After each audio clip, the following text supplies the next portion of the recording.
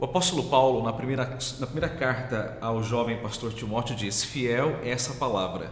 Se alguém aspira ao episcopado, excelente obra almeja. O que é a vocação? A vocação não é uma escolha pessoal e particular.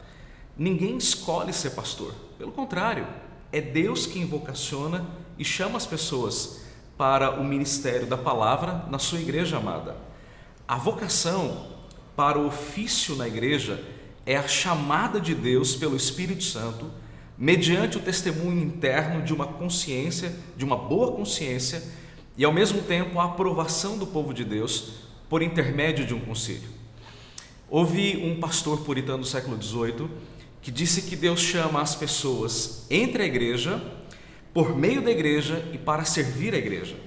Dr. Martin Lloyd-Jones, de maneira muito enfática, disse que o ministério pastoral é o ofício mais nobre que Deus deu aos homens.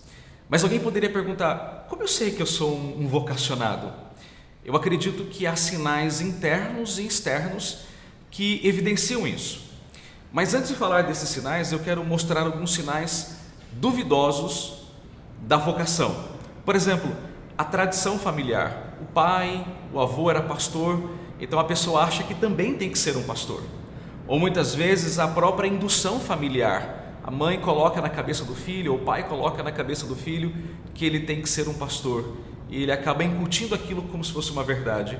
Muitas vezes a própria frustração na vida profissional faz com que essa pessoa procure um ministério.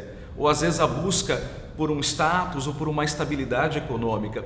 Por fim, a mera existência de algumas qualificações naturais, como a erudição ou a oratória, a simpatia, a liderança, isso tudo pode dar a sensação de que a pessoa é vocacionada, mas de fato não é.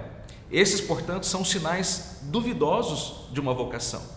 Mas, por outro lado, é necessário que aquele que se sente vocacionado possa evidenciar de maneira interna e externa o seu chamado. Internamente, o chamado se evidencia de alguns modos, a meu ver. Primeiro, uma intensa compulsão interior. É uma ação eficaz do Espírito Santo, falando ao coração e à consciência do indivíduo, convencendo sobre a necessidade do chamado pastoral. Eu diria que é uma ação irresistível. Isto é, o Espírito Santo ele não deixa dúvida no coração do vocacionado de que ele realmente é um vocacionado por Deus. Ele não tem nenhuma ponta de dúvida, ele tem certeza, ele tem convicção do seu chamado.